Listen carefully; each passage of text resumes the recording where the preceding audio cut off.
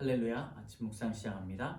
나는 전능하신 아버지 하나님, 천지의 창조주를 믿습니다. 나는 그의 유일하신 아들 우리 주 예수 그리스도를 믿습니다. 그는 성령으로 잉태되어 동정녀 마리아에게서 나시고 본디오 빌라도에게 고난을 받아 십자가에 못 박혀 죽으시고 장사된 지 사흘 만에 죽은 자 가운데서 다시 살아나셨으며 하늘에 오르시어 전능하신 아버지 하나님 우편에 앉아 계시다가 거기로부터 살아있는 자와 죽은 자를 심판하러 오십니다. 나는 성령을 믿으며 거룩한 공교회와 성도의 교제와 죄를 용서받는 것과 몸의 부활과 영생을 믿습니다. 아멘. 우리 찬송가 486장 1절 찬양합니다.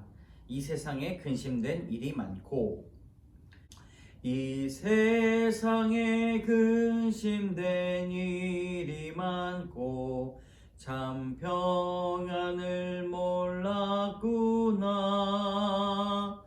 내 주 예수 날 오라 부르시니 곧 평안히 쉬리로다.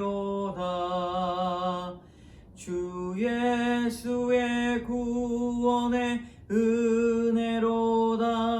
참 기쁘고 즐겁구나. 그 은혜를 영원히 누리겠네. 곧 평안히 쉬리로다.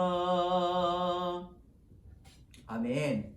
우리 전도서 1장 12절에서 18절까지의 말씀, 우리 전도서 1장 12절에서 18절까지의 말씀 같이 읽겠습니다. 나 전도자는 예루살렘에서 이스라엘 왕이 되어 마음을 다하며 지혜를 써서 하늘 아래에서 행하는 모든 일을 연구하며 살핀즉 이는 괴로운 것이니 하나님이 인생들에게 주사 수고하게 하신 것이라.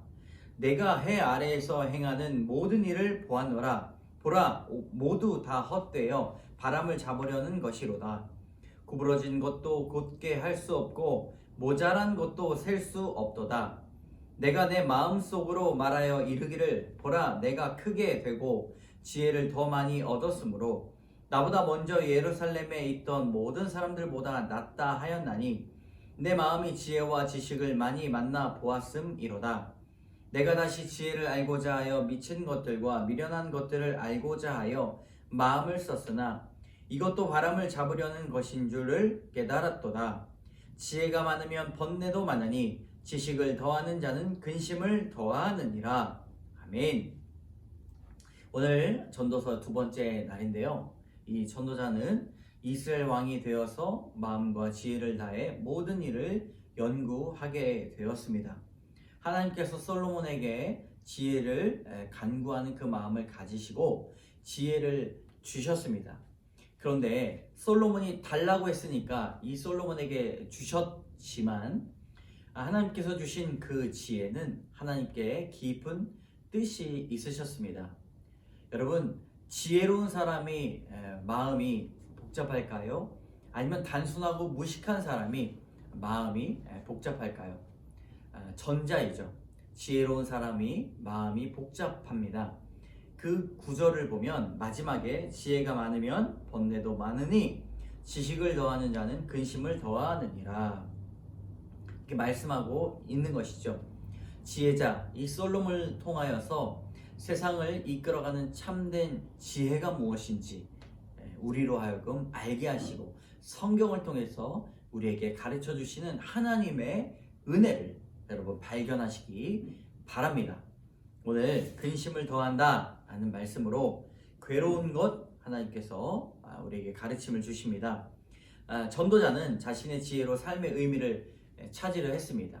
지혜가 있으니 세상에 보이는 것들도 많이 보이고 그 세상의 지혜들이 연관성이 있다는 것을 지혜자는 찾았습니다.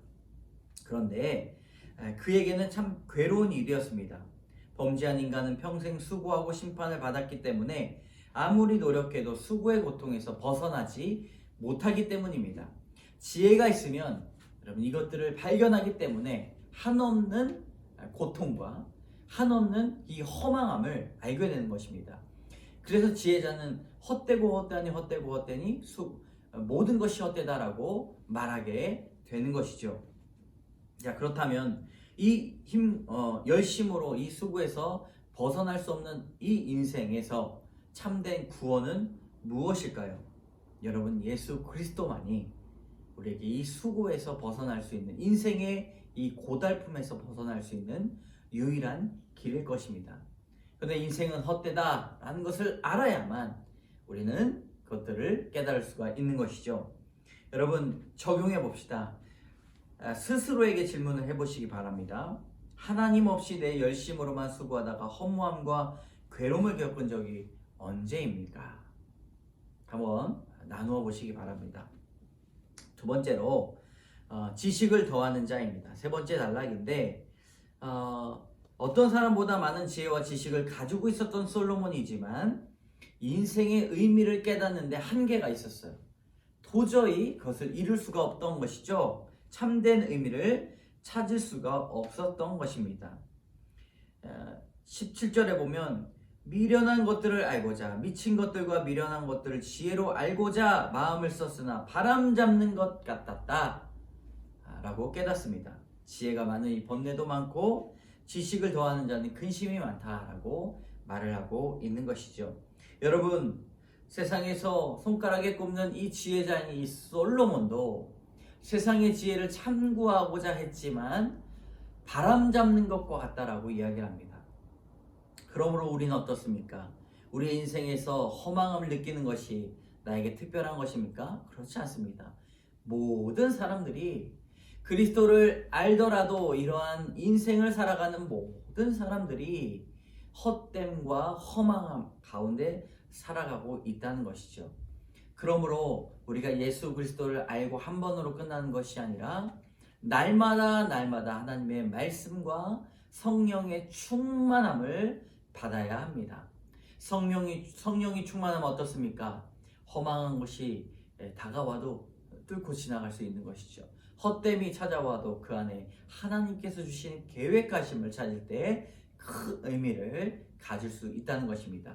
그러므로 옷이 벗겨지도록 춤추며 나아갔던 그 다윗이 하나님의 법궤를 찾아왔을 때 그 기쁨만큼 우리도 우리의 마음에 하나님의 법궤, 하나님의 말씀을 모셔야 한다는 것입니다.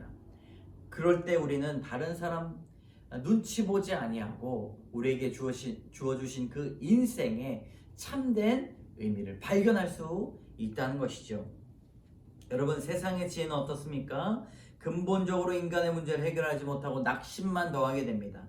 진정한 지혜는 내 어리석음을 인정하고 지혜의 근원이신 하나님의 말씀에 순종하며 나아가는 것입니다. 여러분, 나누어 봅시다. 내가 가진 문제를 해석하고자 세상의 지혜를 사용합니까? 아니면 말씀의 지혜를 사용합니까? 오늘 말씀의 지혜를 발견하시기 바랍니다. 묵상 간증 이기심 속에 빛나는 감사, 오경태 씨. 한번 여러분 어떻게 말씀으로 이분이 간증하셨는지 한번 봅시다. 약 2년 전 협착증과 골다공증이 있는 어머니가 바닥에 넘어져 골반뼈가 부러지셨습니다. 연세가 많아 수술할 수 없으니 요양병원으로 모시고 가는 방법밖에 없었습니다. 누나와 동생은 요양병원으로 가시면 조금만 움직여도 통증이 오는 어머니를 누가 돌봐보겠냐? 집에서 어머니를 돌보기로 하였고 저도 그 의견에 동의했습니다. 지금까지 누나와 동생은 온갖 방법으로 돈과 시간을 쓰며 어머니를 돌보고 있지만 계속 침대에 누워 괴로워만 하고 계십니다. 어느 날 동생이 어머니와 같은 환자들을 낫게 한다는 한 의원을 찾아갔다며 가보자고 했습니다. 어머니의 몸 상태를 정확히 알아본 뒤 그렇게 하자고 했지만 누나와 동생은 제 말을 듣지 않았습니다. 전 속으로 내가 더 잘 아는데 라고 생각하며 건성으로 그래 한번 가보자 대답했습니다. 생각과 마음과 이 겉으로 행동이 달랐던 것이죠. 하지만 바쁜 회사 일로 잠도 제대로 못 자며 매일 이렇게 왔다 갔다 하는 것이 너무 힘들어 생색이 올라왔습니다. 그런데 그 한의원에서 한 달만 복용하면 몸의 열이 사라진다는 의사의 말을 듣고는 드디어 살 소망이 생긴 듯 했습니다. 그러나 현재 어머니의 열은 전보다 약해지긴 했지만 다른 증상들이 더해져 여전히 온 식구가 괴로워하며 바람을 잡고 있는 상태입니다. 저는 늘 내가 빨리 돈을 많이 벌어서 어머니를 좋은 병원으로 모셔야지 생각했습니다.